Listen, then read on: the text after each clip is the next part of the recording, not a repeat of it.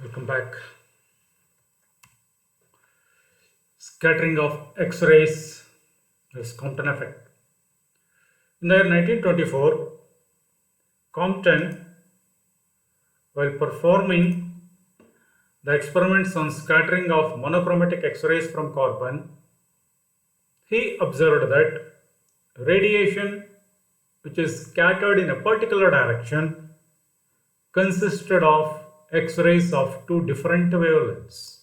X-rays of two different wavelengths. And this is the observation made by Compton in the year 1924 while performing the scattering of X-rays with carbon. In which the first one is wavelength of one of the beam is unchanged. Wavelength of one of the beam, he observed two different wavelengths. He observed two different wavelengths or two beams of different wavelengths, in which one of the beam will have a wavelength which is unmodified, and thus the scattering is said to be coherent. The scattering is said to be coherent. Whereas the other beam is observed to have a different wavelength, which is therefore considered as the modified wavelength, and the corresponding scattering is called the incoherent scattering. Right? He observed two different X-rays, two different wavelengths, X-rays of two different wavelengths. One is modified and the other is unmodified. Modified, if the wavelength is modified with from that of the incident, it is said to be the incoherent scattering. If the wavelength remains the same as that of the incident, then it is said to be unmodified wavelength, and the scattering is said to be coherent. This phenomenon is called Compton scattering, and the effect is called Compton effect. The scattering of energetic X-ray photon by an electron is called Compton effect. The change in wavelength due to the loss of energy in the incident X-ray due to elastic interaction is called Compton effect. So these are the few definitions. So coming to the theory of Compton effect, let us consider an X-ray photon of energy h nu, which is incident on an electron of rest mass m0. m0 is the rest mass of the electron. In the sense, the electron is initially at rest having a rest mass m0.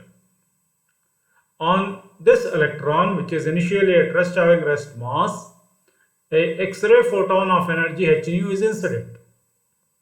The electron acquires some kinetic energy and momentum, and at the expense of this, the corresponding quantities of photon changes.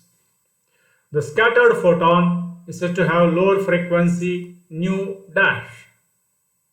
Nu is the initial frequency of the incident X-ray photon. Nu is the initial frequency of the X-ray photon. When it strikes an electron which is at rest, a part of its energy is imparted to the electron which was at rest, because of which the scattered photon will have a frequency lower than that of the initial incident frequency or incident photon, and this lower frequency is given by nu dash. From the law of conservation of momentum, P minus P dash is equal to Pe, where P is the momentum of the incident X-ray photon, P dash is the momentum of the scattered X-ray photon, and Pe is the momentum of the electron or the recoil electron. And the entire explanation is shown in this diagram. And here we have the electron which is at rest initially, having a rest mass m0, and this is the incident photon having energy h nu, and momentum p. P is the momentum of the incident photon. P is the momentum of the electron is 0 because V is 0 since it is at rest.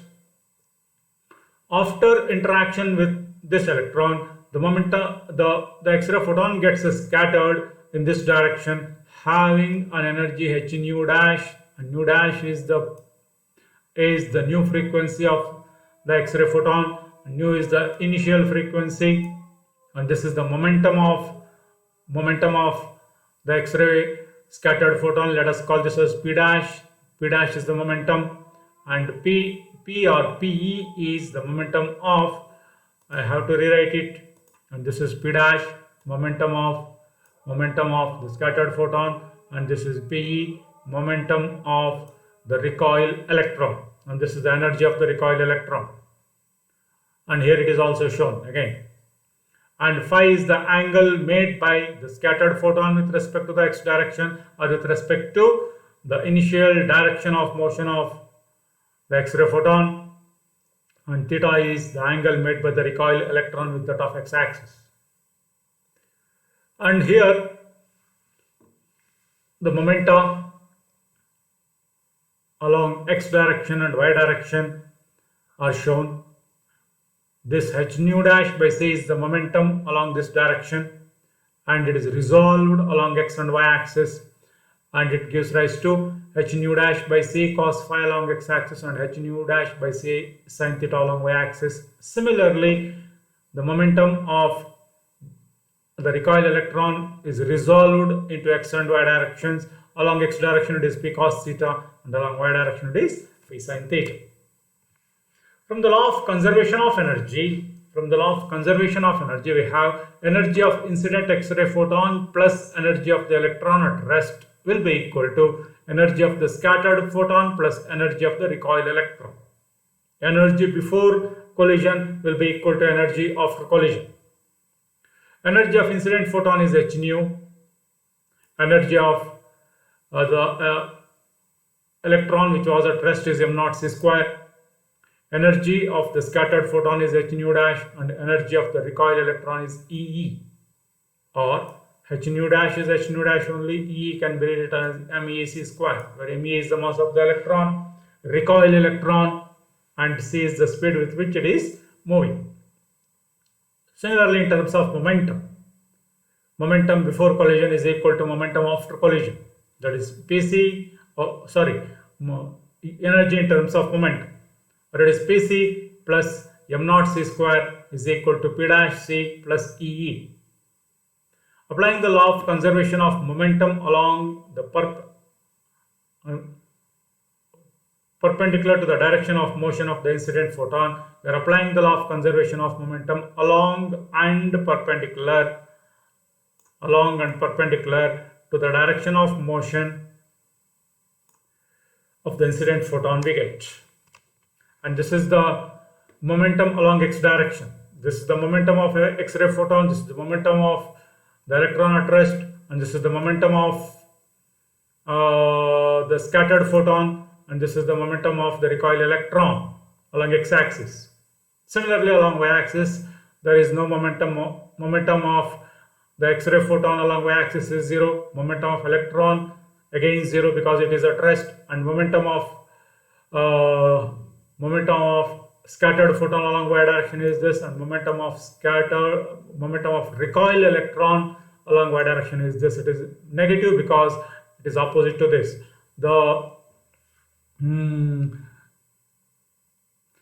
This is the momentum of scattered photon along y direction, and this is the momentum of recoil electron again in the y direction but in opposite direction, hence negative is taken. So I have explained what is theta, what is phi.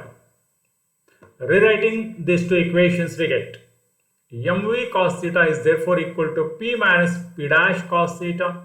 Similarly, mv sin theta is equal to p dash sin phi. P minus p dash cos phi and p dash sin phi. Squaring and adding these two we get. Squaring and adding we get m square v square cos square theta, m square v square sin square theta, and adding we get m square v square into sin square theta plus cos square theta. Therefore, it will be m square v square, and the RHS it is p minus p dash cos phi whole square plus p dash sin phi whole square. Or rewriting we get, and this can be written as Pe PE, mv is equal to PE, therefore it becomes PE square. This is the momentum of the recoil electron. PE square, that is equal to P square minus 2 pp dash cos phi plus P dash square plus P dash square cos square phi plus P dash square sin square phi, both will become equal to P dash square. Total energy of the scattered electron is given by EE is equal to EK plus m naught c square. This is the total energy of the scattered electron. Or it can also be rewritten as EE is equal to square root of m naught square c power 4 plus PE square c square. Rearranging equation 1. Where is equation 1? Remember, here it is equation 1. Rearranging this, we get EE is equal to PC plus m naught c square. Taking this to the other side, we get minus P dash C. So you can observe here minus P dash C. Since it is EE square, I have squared on both sides. This is equal to E barutte. So ಎರಡು ಕಡೆ ಕೂಡ square ಮಾಡ್ಕೊಂಡಿದ್ದೀವಿ, E square ಆಯಿತು. But E square is equal to ಮೇಲಿನ equation ಅಲ್ಲಿ ನೋಡಿ, E square is equal to this without square root, m naught square c power 4 plus PE square c square.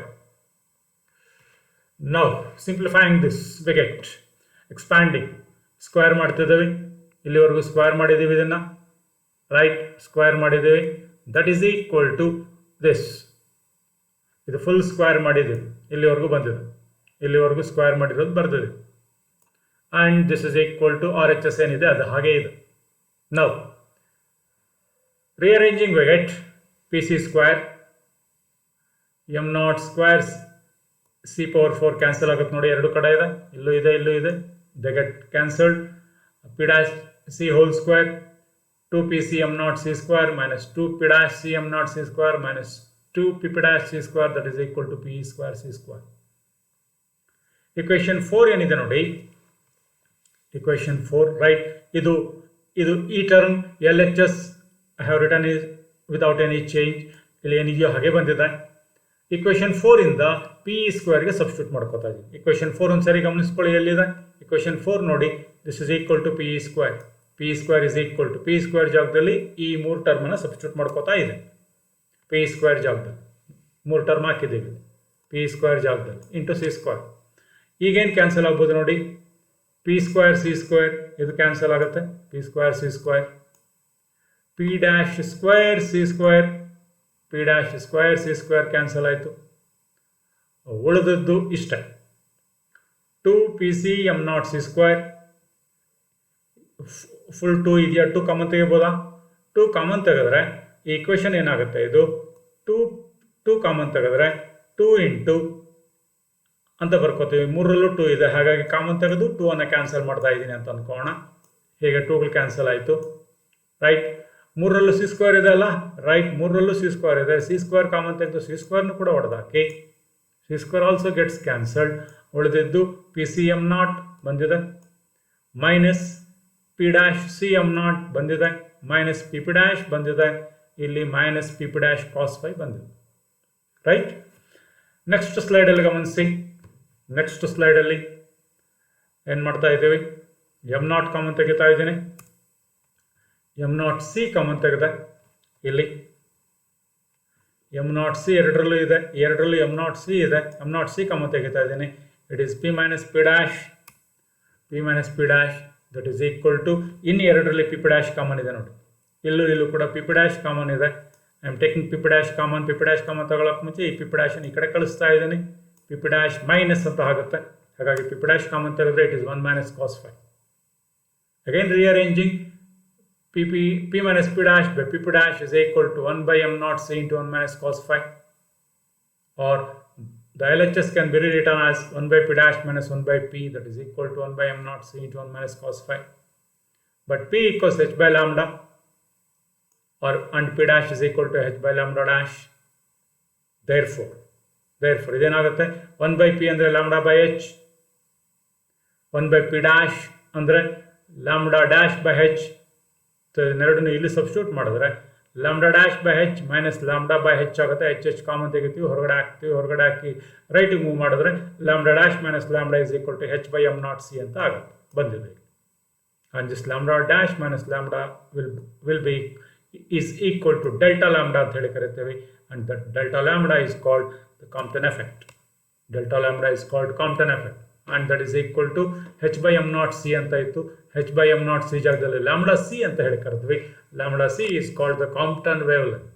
Lambda c is called Compton wavelength. This is called Compton effect.